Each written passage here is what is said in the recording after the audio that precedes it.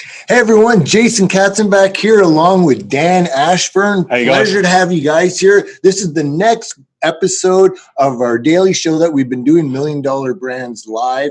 And today we got a great show for you today. We're going to be talking about finding U.S. suppliers.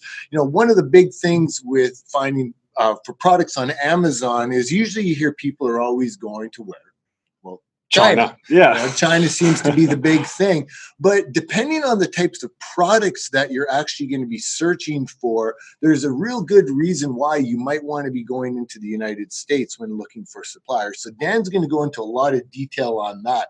So what we're going to talk about is finding U.S. suppliers, but also we're going to be talking about three really, really important mistakes that are often made that can actually ruin your chances of having a good relationship with a supplier. Plus, we have a special guest on today's call, Andy Chacon, who you're going to want to hear from. She's going to be on in about 25 minutes, and she has an incredible story. She started as a seller, took our training, and then actually developed from just a seller on Amazon, her own brand, to an actual manufacturer, and which is beautiful about this business model, isn't it? How you can take it, you know, you can just keep running it from your home, or you can grow it to a huge empire if you want. Now, there are a lot of different countries that you can source products from. You know, let's maybe talk a little bit about what those are. There's China, Vietnam, Thailand, India, and depending on what you're sourcing and the materials that you're using in your products, you have different options. Now, 99% of the time, that's going to be China. I mean, Jason, no one can really beat China's sort of scale and the setup they have to produce and ship products internationally. However, like Vietnam's good for wood, Thailand's good for ceramic and glass. But often what's overlooked is a local market. Being the USA, if you're selling on Amazing.com, or maybe you're in the UK and you're looking to sell on Amazon.co.uk, there are a lot of benefits to sourcing locally, especially when it comes to consumables, so anything you're putting in your body, or any sort of beauty products, anything you're putting on your body. And there's a number of benefits to doing so, isn't there, Jason? You know, and one of the things before you get into those benefits, you know, it's always wise that especially once you get established, to try to find backup or alternative manufacturers. And so a lot of my products, I primarily source from China. And sadly, a lot of those products, I just can't find U.S. manufacturers because, as Dan was saying, like on a lot of things, especially silicone-based products, those kind of things, you just can't compete on price. But there are things, just like what Dan said, especially anything that you ingest or you put on your skin, highly, highly recommend that you look at domestic suppliers for those. And if you're in the USA, that means in the USA. But there's a lot more than just that for benefits, isn't there? Yeah, for sure. So there's many reasons why you would do that, from FDA approval here in the USA, across to sort of the trust factor. Made in the USA is especially when sort of US market, US customers, it's a big sort of credibility point that people look for, especially when putting things in their body. But not only that, when it comes to sourcing domestically, whether it's in the USA or the UK or Germany, wherever you're planning on selling, there are a lot of benefits. These benefits include speed.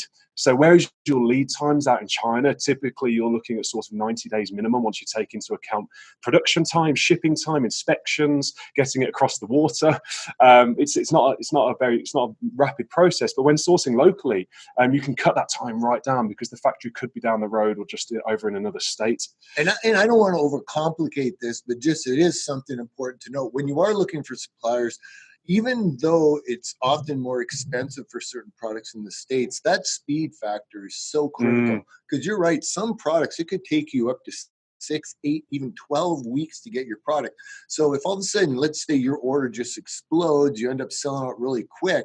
If you have a backup U.S. supplier, even though it's going to be more expensive to use, but you can get a product from them quicker, that can really help your business. So it is important to always be looking for alternative suppliers. But I just wanted to add that because it's a huge benefit if you can find a U.S. supplier. Yeah, absolutely. Now, as we say, 99% of the time it is going to be China because no one can compete on price. But having that backup in place gives you a bit of redundancy in your brand as well. But not only that, lower minimum order quantities. So if you're starting maybe with a smaller budget, working local in your local market with a local supplier often gives you a bit more flexibility on the numbers that you need to be ordering as a minimum sort of inventory amount or a minimum order quantity. There's also the fact that you're reducing your supply chain costs. So whereas obviously when you're ordering from anywhere like China or Vietnam or Thailand, you work with a freight forwarder, which I know Mike covered in some depth in video 2. So if you haven't watched that already, you should definitely go check that out. There are obviously a cost involved with moving that product and that inventory across the world to your destination, and there's a factor of control as well. Like if this is your first time, maybe you're starting a brand, starting out, you've got a smaller order, you've got a smaller budget, and you're looking to invest that wisely, and you really want to invest in the development of your product.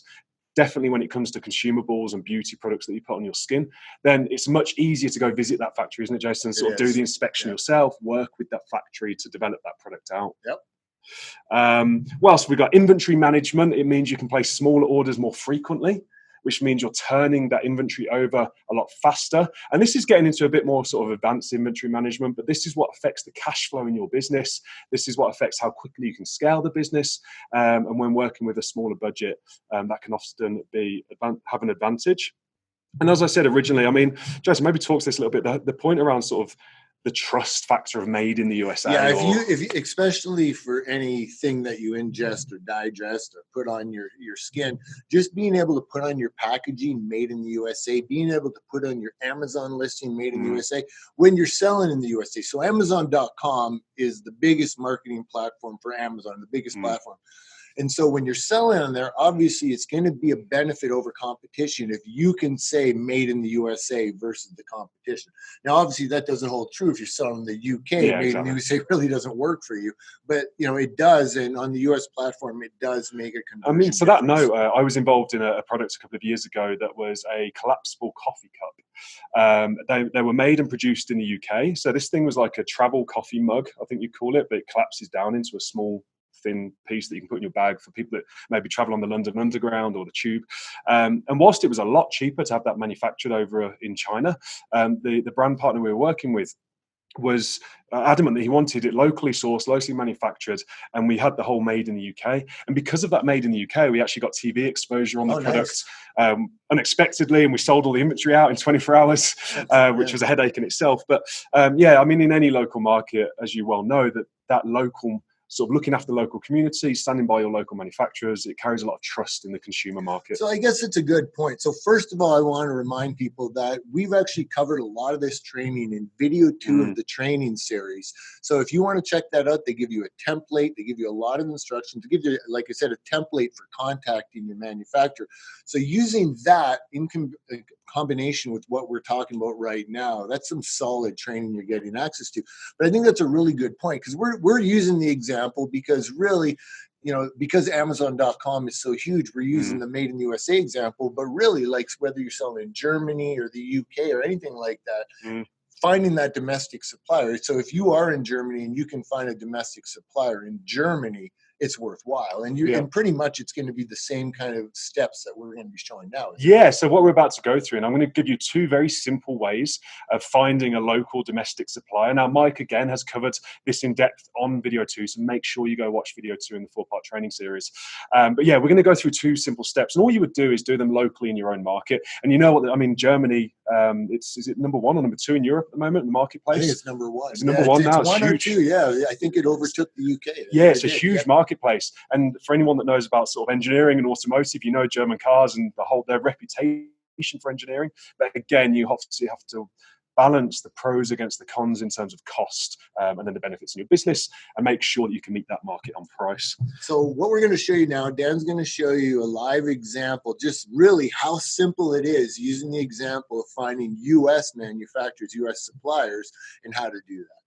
Yeah, the first step is one that Mike covered on part 2 of the 4-part free video series. So you definitely want to go in there and check that. But if we come over to Google, so you'll notice that I'm on google.com because I'm looking for suppliers in the USA. And we can also add the word USA or US to the end of the search. And all we're going to do is we're going to search for organic supplements. And I'll put manufacturers and or's in capital there, guys, private,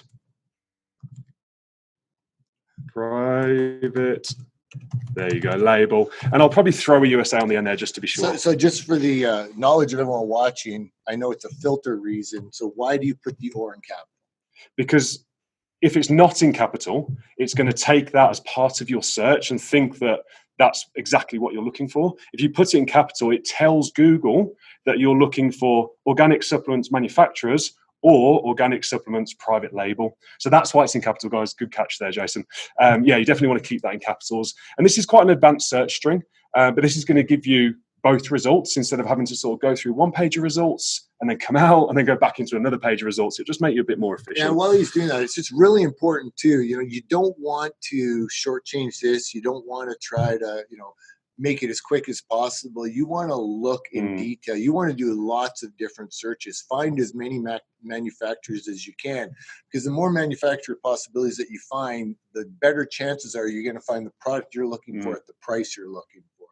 And you can use words. I mean, it's not just, I'm using manufacturers and private label here because they're the most common used terms, but you could search factory, you could search distributor, you could search vendor, supplier. Yep. Obviously, supplier is a big one. Yep. So you've got to think that the way Google works is it's bringing websites up based on what the factory owners have put in their website titles. So you need to be thinking, well, as a factory owner, do they really necessarily know what they're doing with Google? And what words are they going to be using? So think factory, supplier, all of these different searches. And with that, that's actually, this is something I used to teach back in the day as well, too.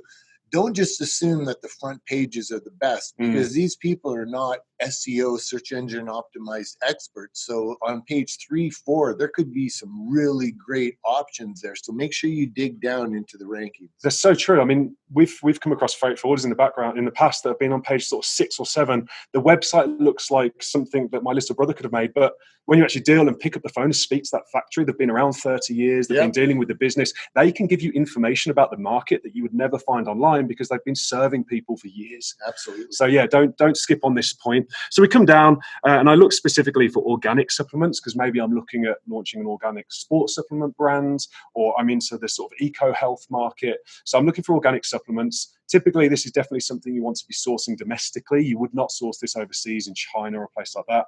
Many reasons, from FDA approval, and it's a trust from the customer.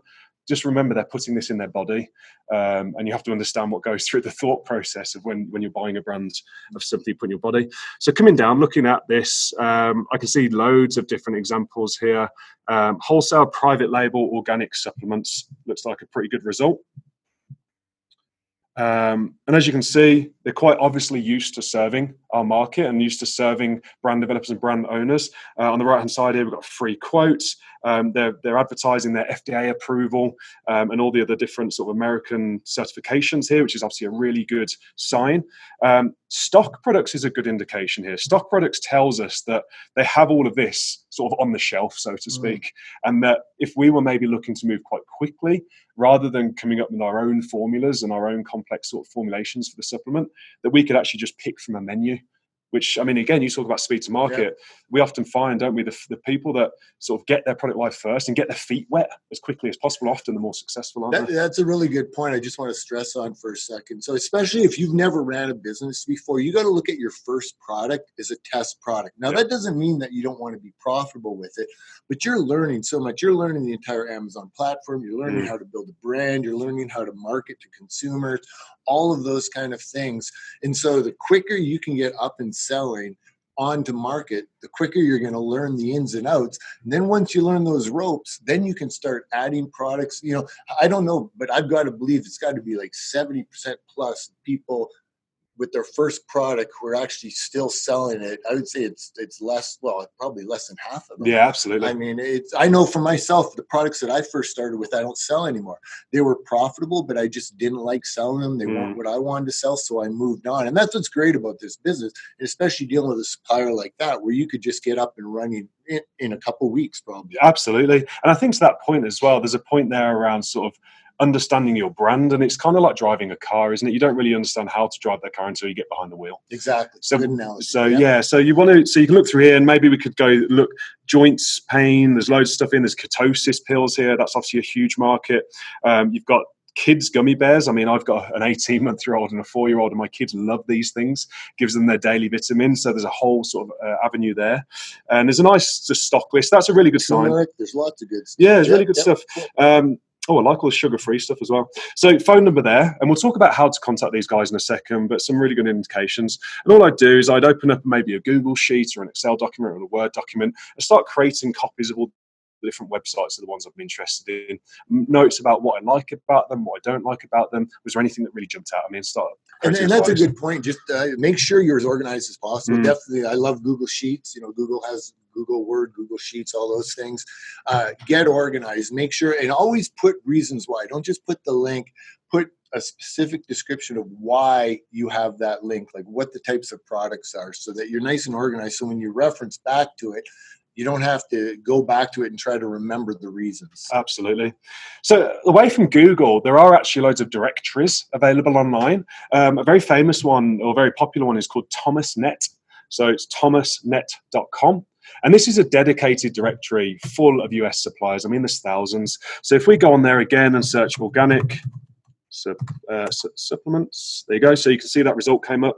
Organic foods and supplements. They've got 130 suppliers just in this single category alone. And then you can see there's a couple of other categories that are relevant. If I just click onto that category, I'm then presented with a list of suppliers that supply organic supplements.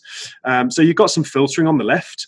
You can view the suppliers' information. You can save them. You can create little folders within the website. It's very useful. And again, these are all US-based suppliers. You just click onto the profiles, take a look at the links, read about the corporation, maybe click through to the website. They've got social media, so you can have a look at their social media. Are they active on social media?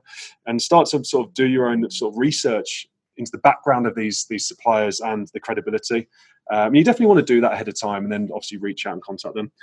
Finally, as another directory, another example, not many people know this, but Alibaba, you can actually find US suppliers, can't you? It's a more recent thing, maybe within the last year, I believe. Yes. Yeah, they've opened it up to a few countries. So whilst obviously this is fairly new, so there's not going to be as many suppliers on there. If you search what you're looking for, so Alibaba.com, we search for organic supplements, we go to suppliers, and then on suppliers, you'll see this location drop down on the top right-hand corner of the screen here. You've got, I mean, they've got United States. I didn't know that. They've even got United Kingdom, Germany, Canada. So a lot of like local markets, main markets for Amazon. There's lists of suppliers.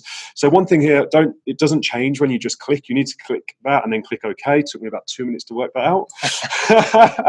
So anyway, I've got that working now. And as you can see, we've got a whole list of suppliers here, US based, that do everything from sports supplements to what looks like sort of fish oils and dietary supplements.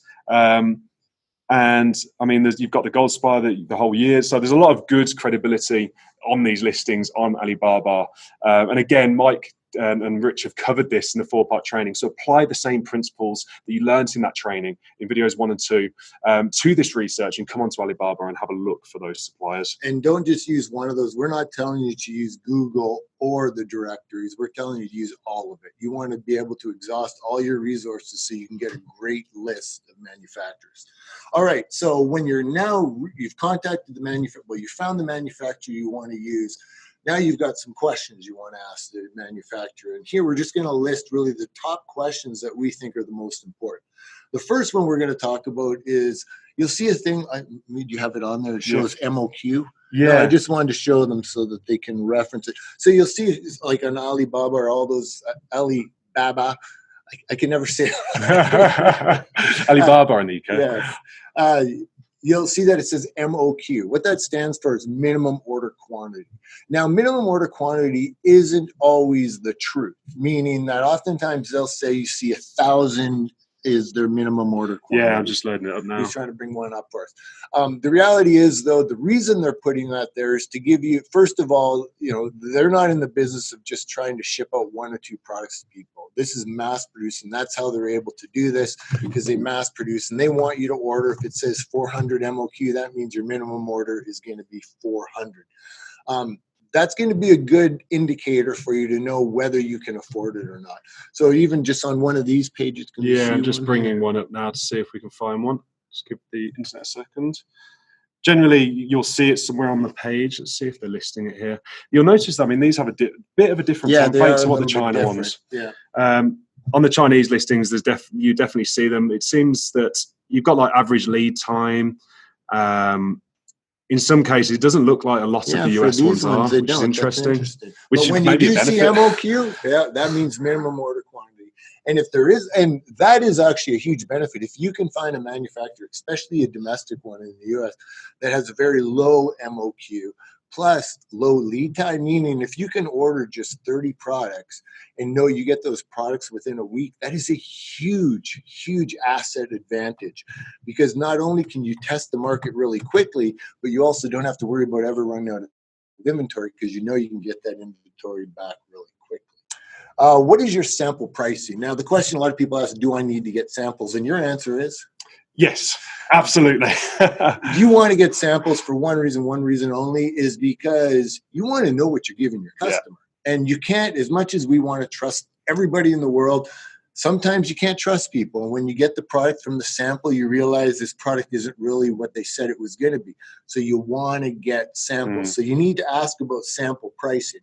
One of the advantages of getting samples in the US, if you're domestic, is they're going to be a little bit cheaper, because in the States, they're going to have to ship them overseas. And usually, I'm sorry, in China. In China, I mean, I feel like it's usually about $70 to $100. Yeah, it depends on the size of the product. I mean, I ordered a sample last night, and it's $100 express shipping to here in Austin in the US. So it's typically about $100. And so when you get the sample too, what you want to do is you want to order the competing product on Amazon that you've been comparing it to, and you want to be able to look at them and see how you can improve the product that you've got the sample of. All right, next question. What is your production pricing? Can you do that? Yeah, so once you've ordered that sample and you're happy with the quality of it, because remember, the quality directly affects your reviews on Amazon and reviews at everything. You then want to understand, based on the volume that you plan to order, how much are they going to give, what price are they going to give you for that volume? Now, typically what you'll find is that with increased volume comes cheaper prices. And in the beginning, you're not going to be placing massive orders, so you are going to pay a bit extra. But you want to get a feel for this ahead of time and maybe ask them, well, if I placed 500 units, what would that be? If I placed 5,000 units, what would that be? And try and get a feel for how that volume pricing looks. But you definitely want to understand what the price is for producing that order for you. You know, what's really important, we're going to hit on this a little bit more in a minute too, talking about relationships with suppliers. But you got to remember, when you're first contacting a supplier, they don't know you from anyone. And so, you know, trying to go in there and negotiating really aggressively when you have no work history with them, well, they want to protect themselves as well too. So the idea is, it might be a little bit more expensive on the product to get started, but as he said, two things happen. Number one, as you order more products, they're going to lower the price. But also, once you start creating a relationship with them, they'll be able to give you price benefits too. And on that point, it's I think the mindset you have to have, Jason, is like a win-win relationship. You're looking to start your brand and your business, but remember that these manufacturers are also looking to run and profit from a business. So you have to find a deal that creates a win-win relationship within that pricing. So it's not always just pricing. It's the next point as well around payment terms, isn't it? And turnaround times. And it's not just price that matters. And just remember that going into the conversation. Well, why don't you hit on that? Hit on price and turnaround time. Yeah, sure. So the next point after price is, well, how quickly can you produce this inventory order for me? Now, over in China, as Mike has said on video too, typically that's about 30 days. Here in the US, depending on the products and depending on whether it's like a stock item off the shelf, like we just saw on that website there, it could be as soon as sort of 4 or 5 days. It could be a working week. If it's made from scratch, typically it's more like 20, 21 days, something like that, but definitely faster than overseas. And then when it comes to payment terms, the reason we mention payment terms, not many people realize this, is it directly affects your cash flow in your business. So if you can extend your payment terms and maybe sort of pay a deposit and then pay the balance maybe 30 days after receiving the product, now that's going to be hard to negotiate on the first interaction, as Jason said, because you've got to build a relationship and they need to trust you and believe in you. But if you can extend your payment terms, then it's going to help you cash flow the business also. Yeah, and that's something actually we teach about, is really managing that and getting your numbers together so you can later renegotiate with your manufacturers when you can show them, look, selling at this price, it's just too hard. And they'll work with you on that because they want you to be profitable, because they know if you're profitable, you're going to want to sell a lot more. And so it's really important. I guess, you know, we were going to wait a little bit to talk about this, but I'm just going to emphasize it now. Your relationship with your supplier is just as important as your relationship with your customer. Absolutely. You need to have a great relationship. You need to respect them. You know, especially, I remember when I first started selling, I was dealing with manufacturers in China. There was that language barrier. Be respectful, be patient, communicate clearly. really understand that this is an asset for your company. The better relationship you have with your supplier, the better terms you're going to get. Let's talk about some of the advantages. You got terms. What else do they get? Production time. I mean, if you really think about how this business, the makeup of this business and sort of the construction of this business, the foundation is your relationship with your supplier and your suppliers as you sort of scale that brand. If you've got a good relationship, they respect you, you have a win-win relationship in place, they trust you, you've met all your deadlines, you've hit the growth targets, then imagine that maybe you sell through your inventory a bit too fast. Maybe it's coming up to Christmas, you didn't forecast correctly, and you sell through. Well, if you've got a good relationship with your supplier, maybe they put your orders to the front of the queue. That's just saved you being out of stock on Amazon and saved you thousands of dollars in potential sales just from that relationship. So these are the sort of benefits that you can have when you really invest in the relationship. And on top of that, they'll often reach out to you and say, hey, this is a product that's starting to sell really well. You should do this. So it's that insider knowledge because they trust you. They know that you're going to sell that product. It's crazy, actually. I'm heading to China next week. We're going out there to source some products. And I was there in April last. I was speaking to one of the booths there. And I said to the lady behind the booth in some very obviously broken English, where does this product sell the most? And it was a backpack of sorts. And it actually sold 100 a day in Italy. In Italy, of all marketplaces, one of the smallest marketplaces. And don't forget, these factories and these manufacturers here in the US with the supplements and the skincare products, they're supplying potentially thousands of customers. Who do you think has the most information about that product? Them, because they're supplying all the markets. And how powerful is that? I mean, with Amazon, it's so easy now to go international. If you know that a certain product is killing it in a European country, I mean, that's beautiful. And that's insider knowledge because you're talking to your, I guess that sounded wrong. I didn't mean it that way. That's relationship knowledge where they're working with you. And it's such a powerful thing. I mean, it's not to be taken for granted. So, we know that when people are reaching out to suppliers get bombarded. Yes. And so you have a few tips that you wanted to share on that. Yeah, absolutely. And we're going to hear from Angie in a second, as we said, 7-figure Amazon seller, owner of a beauty manufacturing factory. And these tips come from sort of working with these factories. So to avoid being ignored. So these factories will get multiple requests, maybe hundreds a day, some of the popular ones. How do you get in touch with these factories professionally without being ignored? And some tips would be to avoid long emails. So you don't need to put big, long, bulky emails, loads of text, loads of paragraphs. Be really concise in the questions that you're asking. Consider bullet pointing them to make it easier. Make the person reading that email, make their life as easy as possible. So break that down. Avoid asking too much out the gate. Like if you're asking for all these customizations and all these developments out the gate, they want to understand whether you're serious or not because they get a lot of tire kickers. They will get a lot of people reaching out that never actually act upon their intention. So you want to ask enough to say, can you customize these products? Without going in, can you customize this product and do A, B, C, right down to Z for me on the first email? But then also, you want to avoid asking too little. You need to set the balance to say, hey, look, I am serious. This is the brand that I'm building, or this is the brand that I own. And these are the products that I'm interested from your range to build out my brand. So add enough information so that you're credible, but don't ask too much. That would be my tips. Cool. Now remember, in video 2 of the training series, we give you a template. Yeah. We give you all that information so you know how to reach out to them. So combined with this information, you are golden. So I think we're time to introduce our special guest. Yeah. So can we bring Angie on? Hello. There you go. Right cool. on. So Angie, I'm going to give you just a real quick introduction, then you can add to that. So Angie started selling, what was it, 4 or 5 years ago? 5 years ago? 5 years ago, through our training, you developed into, I remember at one time you were up to about $500,000 a month. Yeah. And then what you did, instead of taking the lifestyle side of this, you decided to create your own huge company and became a manufacturer.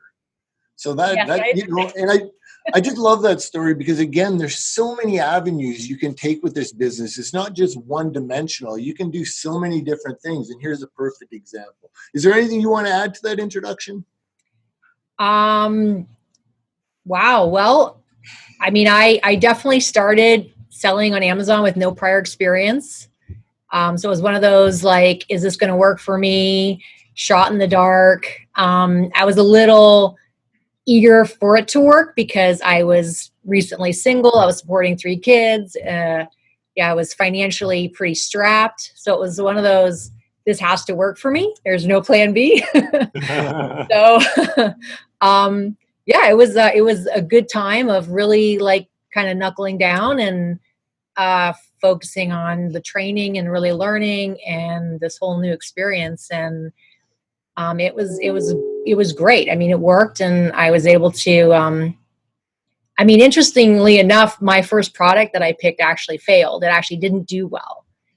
And after kind of struggling with it for almost a couple months, I actually went back to the training and with someone's advice, like, hey, go back and make sure you pick the right product. And it was really good because I just felt like I knew best. And I did go back and I re-looked at all the training. I was like, oh, okay, yeah, maybe my product for this marketplace wasn't the right thing. And I kind of realized like Amazon's a little different than just selling in a retail store or other marketplaces that you might be selling in. And it's all based on keyword research and is a person looking. And that made a huge impact on me, just really knowing I got to pick the right product. And then I did. I picked 3 more products. And over the next few months, I launched them out. And then I was doing like 60,000 a month within the 6-month period. And that kind of went on to like, I don't know, 200,000 a month within like, I think 2 years. And the 500,000 a month, like 2.5 years later. Anyways, it was pretty awesome.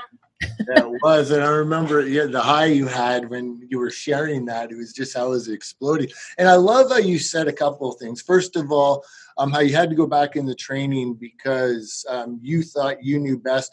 So often we hear people say that. And the reality is like, that's probably one of the biggest dangers of trying to do this business alone is there are so many different things with the Amazon business model. And that's why we give you such strict criteria when we tell you to pick products, because there is a difference when you're picking.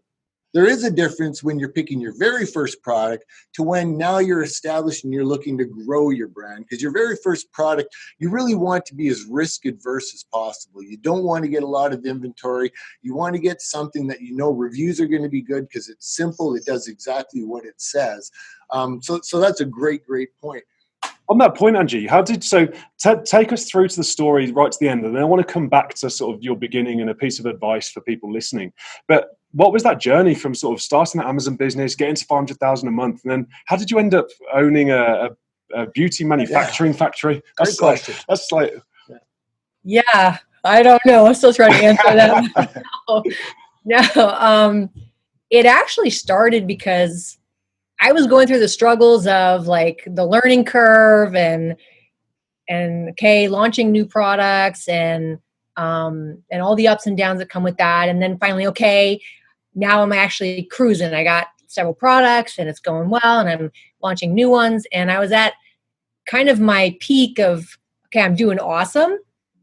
And my supplier couldn't keep up with me. And I was starting to have a lot of problems of like, I would talk to my supplier and they're like, your stuff is coming. And then like a month later, I'm like, where's my stuff? Oh, it's not here yet. We haven't made it. We're out of raw materials. And, things like that where I actually ran out, like my 5 top sellers ran out for, anywhere from a couple weeks to a couple months. And that's costly, right? It killed me. Yeah. My sales tanked. And I was like, oh, there's a liability in this. Like, and I took full responsibility. Like I wasn't on top of it enough. So I'm like, all right. But I had some experience in manufacturing in a, prior life. And I was like, well, I'm just going to get back into this again. I want to create my own manufacturing. I want to have full control. I want to know that what's getting put in my products is like 100% what's actually in there. I want to be able to be in control of my lead times, my price points, the quality and all that. So awesome. I started. So, Angie, before we jump into the mistakes that we promised everyone, if you were to sort of go back 3 or 4 years to the beginning, if you could tell yourself one thing back then now that you've learned, what would that one piece of advice be for people considering starting a brand on Amazon? I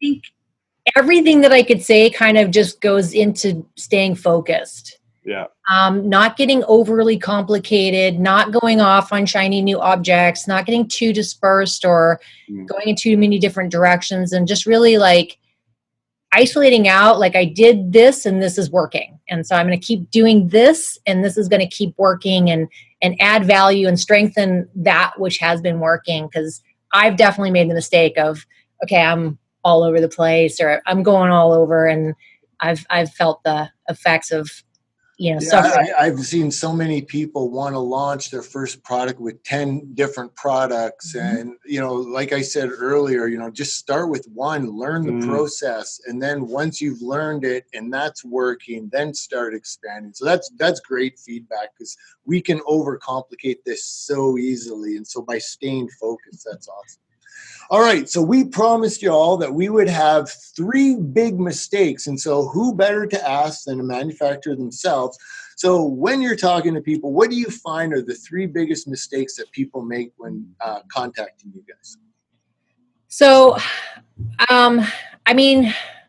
the first mistake is when people are looking for a supplier, they're often not going to pick a supplier that meets all their needs, like in the long term. They're going to maybe be a little rash or a little sudden.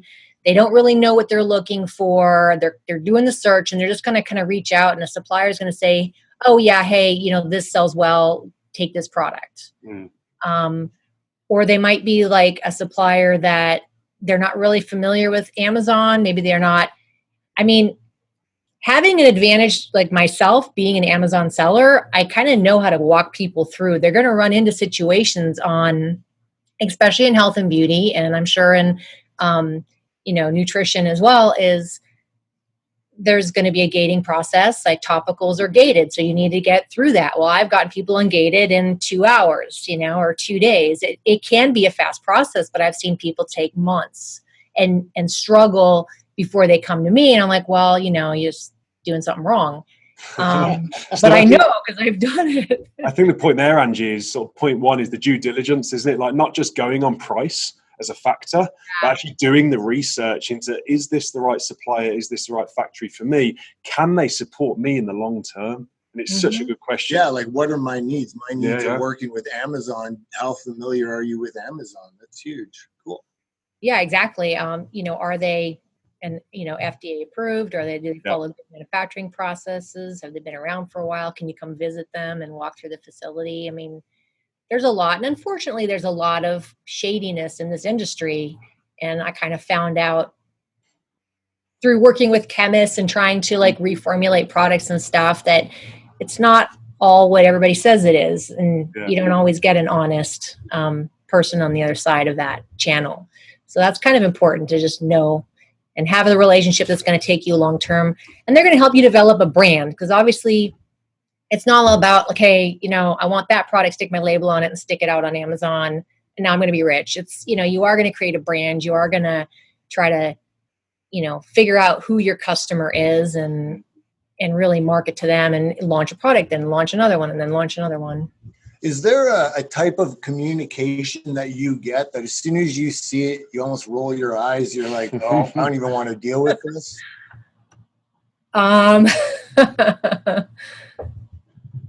Well, it's probably usually along the lines of like, hey, I heard skincare is really good to get into, and what product should I sell? I'm like, well, that's a loaded question. So I think that really brings up a really good second point, does it? Like know the products that you're looking to get into, do the research before contacting the suppliers. It's coming back to the point that we made earlier, like ensuring that the supplier takes you seriously, because they know that you know what you're talking about. So that's a really good second point there, Angie. Like, do the research, isn't it?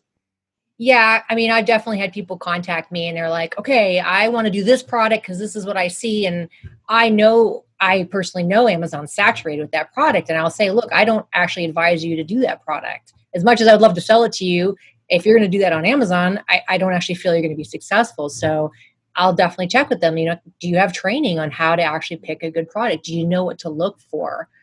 And I run through that a lot. People contact me and they really don't know how to pick a product. And I've seen people really feel like they're picking the right product. And as much as I can tell them, I'm just not sure that that's the right product. They'll go with it. And, some will succeed and some won't. And it really, hurts when someone picks something and I don't see them grow and I can't help them grow their brand, because that's my purpose. So if you haven't already watched video 1, Rich went through that in detail in video 1 of the 4-part series. So make sure after this live, you jump into that video and take a look there. What's the third point, Angie? So I think the third point would be, like, when you're going to come to a supplier, you want to make sure that they can customize things for you or service you and make your product different than everybody else's. So a lot of people come to me, they want like maybe major customization, which is going to take your product a lot longer to launch, but you can do really simple things to customize your product, like just having a different smell or a scent or a color, or the packaging can be different. You can do a lot with your labeling. And then, of course, just really knowing your niche, knowing your customer, and don't just sell, generic face cream. Just be like, good, this is a face cream specifically for athletes, and athletes have these issues. And so these are the certain oils or essential oils or benefits for athletes that this cream is going to target. And that's what your branding and everything's going to be about. So your label will say that, your bullets will say that, your title will say that, everything will be relevant to that. So with interesting points, do you find that, because one of the things that I recommend for people, again, is start as simple as possible. Yeah, I mean, ideally you have a slight differentiation right away, but at the end of the day, the goal of initially getting up and running is just to test the market and make sure the product's running. Do you find that a lot of people just want tons and tons of changes that they just think will work, or do they actually give you reasons for why they want it? I mean, I get a bit of both, I guess, but most people don't do the research. They don't really know. At the end of the day. Yeah. So step 1, due diligence on the factory. Step 2, know what market you're getting into, understand the products. And step 3, ensure that you understand that the factory can support you in making the customizations to that factory. Angie, as a final question from me, what does the perfect buyer look like to you? The perfect customer for your manufacturing factory? What does ideal look like? If we could paint a picture for our viewers here, what does that look like? I mean, ideal would be, number one, a customer that's really passionate about building their brand. That's like the first thing, is the purpose has to be there. Having as much knowledge as possible, either if they're going Amazon route, they should know as much as possible on how to launch a successful product on Amazon, how to launch it, how to pick it, how to create the listing, all that. We've got them covered there. Yeah. And then, maybe there's some background in selling skincare products, or, they're just totally motivated. They're all in. They're like, they're going to take this product and maybe they'll start with 500 units, which is great. And then their next order will be 1,000, and then 2,000, and then, 50,000 orders, which would be great. And then they'll do their next product and their next product. And, they'll work with us and we'll help custom create and work on their packaging and new product ideas. And they'll just be able to roll out and keep going and build a brand. Cool. Well, I got 2 final questions for you before we end this call, because I know you're very busy too. Number 1, do you ship internationally? Like for the products do you sell customers internationally? Yeah. I deal with international customers all the time. Nice. What final remark would you like to share with people who are right now, what we're talking about is finding U.S. suppliers, getting going. Are there any final remarks that you'd like to share on that? Besides really knowing your supplier, knowing that they can work with you long term, knowing that they can help your needs with everything. In order to make sure you're successful, just really understand how to pick a product. Really understand, it's based on, if you're selling on Amazon, it's mostly based on keywords. You're going to sell a product that's amazing and awesome and good quality, of course. You want to make sure people are searching for it. You want to make sure there's a demand for it. And then it's kind of no-brainer after that. It's a easy ride if you kind of take those steps and move forward. And of course, if anybody needs help with skincare manufacturing, I'm here and happy to help anyone. Awesome. Well, Angie, thank you so much. We really appreciate your time on here. I'm so happy to see how things are going for you. It's always a pleasure to talk to you. And for all the rest of you, if you want to know about future ones of these, we're doing another Facebook Live tomorrow for the rest of this week. Check us out on AmazingLiveNow.com. You're going to see we already have yesterday. We did a great one. Last week, we did a couple of interviews, and there's just some solid training there. And then don't forget to check out our 4-part training series at AmazingLiveNow.com/free. Again, that's AmazingLiveNow.com/free. Any closing remarks? No, guys, just focus in, take advantage of this free training. Go back and watch. If you haven't been following this series, the $1 Million Brand series, go back, spend the next couple of hours, go back and watch the previous episodes. But Angie, thank you for joining us. Some really stellar advice there. And for everyone else at home, we'll see you again tomorrow. Take care, everyone. Thanks, guys. Bye. Bye.